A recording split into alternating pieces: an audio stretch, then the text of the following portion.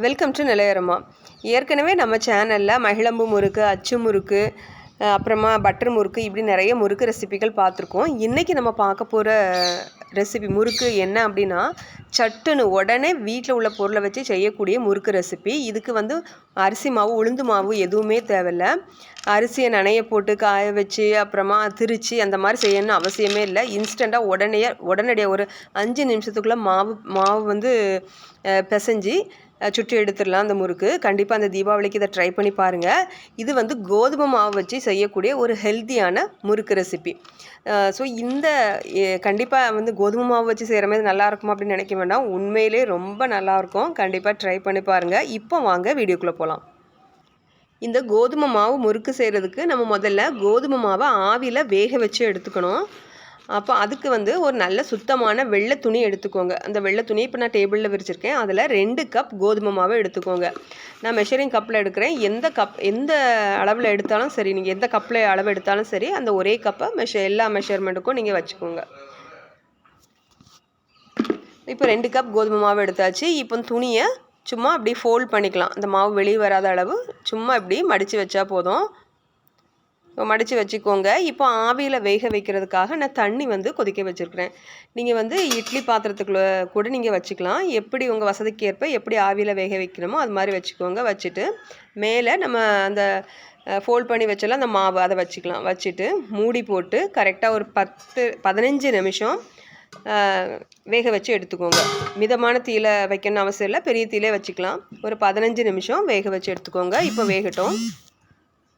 இப்போ கோதுமை மாவு வந்துட்டு இருக்கட்டும். இதுக்கிடையில் ஒரு மிக்ஸி ஜார் எடுத்துக்கோங்க. இதில் கொஞ்சமாக பொரிக்கடலையை நம்ம நல்லா திரித்து சேர்க்க போகிறோம். எந்த கப்பில் கோதுமை மாவு எடுத்தோமோ அந்த கப்பில் பாதி அளவு பொரிக்கடலை எடுத்துக்கோங்க, பொட்டுக்கடலை. இந்த கடலையை நல்லா மிக்ஸி ஜாரில் சேர்த்து நல்லா பவுடர் ஆக்கிருங்க. 2 கப் கோதுமை மாவுக்கு 1/2 கப் பொரிக்கடலை மாவு. மிக்சிங் பவுல் ஒன்று எடுத்துக்கோங்க. இதில் இப்போ பார்த்தீங்க அப்படின்னா நம்ம பொரிக்கடலையை நல்லா மிக்சியில் திரிச்சாச்சு. இதை நல்லா அரிப்பில் வச்சு சல்லடையில் வச்சு சலித்து சேர்த்துக்கலாம். ஸோ திரிச்சதுக்கப்புறமா 1/2 கப் இருக்கணும் மாவு. இப்போ ஒரு சல்லடையில் போட்டு நல்லா அரித்து அந்த பவுலில் சேர்த்துக்கோங்க.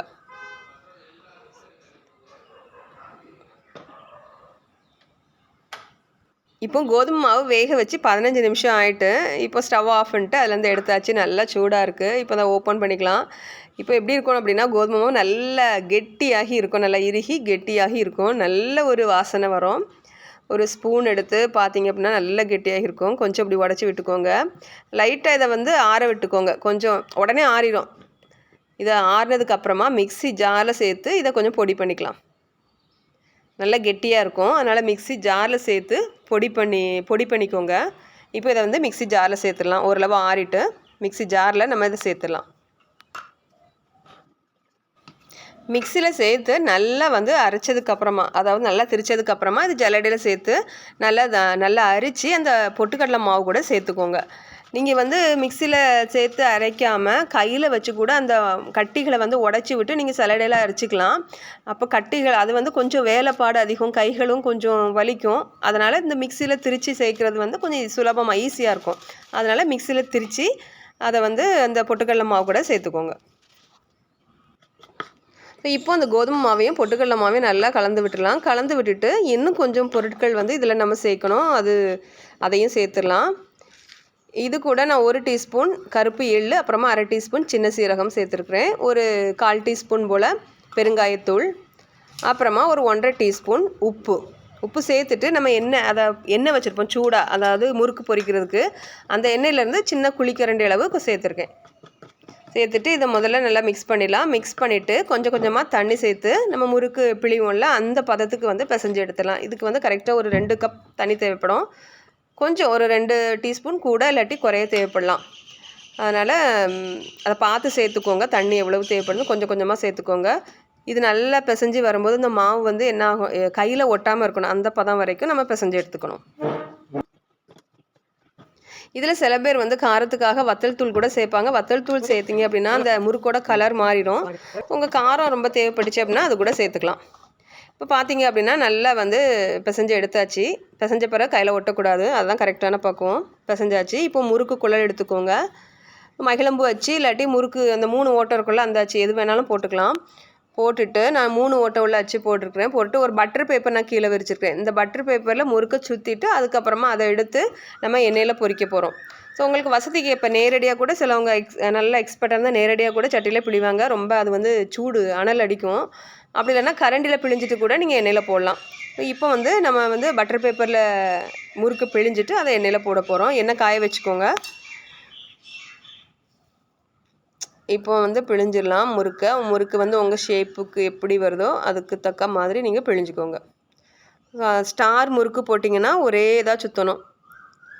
மகிழம்பூ முறுக்குன்னு சொல்லுவாங்க. ஸோ அது கூட நீங்கள் அந்த ஸ்டார் வச்சு போட்டு சுற்றிக்கலாம். இப்போ இதே மாதிரி நீங்கள் பட்டர் பேப்பரை சுற்றி வச்சுக்கோங்க. இது வந்து எடுக்க ரொம்ப ஈஸி தான். கரெக்ட் அழகாக கையில் வந்துடும். லைட்டாக அதை புரட்டினீங்க அப்படின்னா கையில் வந்துடும். சுற்றி வச்சாச்சு. சுற்றிட்டு எண்ணெயும் காய வச்சாச்சு. எண்ணெயில் போட்டு எடுக்க வேண்டியதான். இப்போது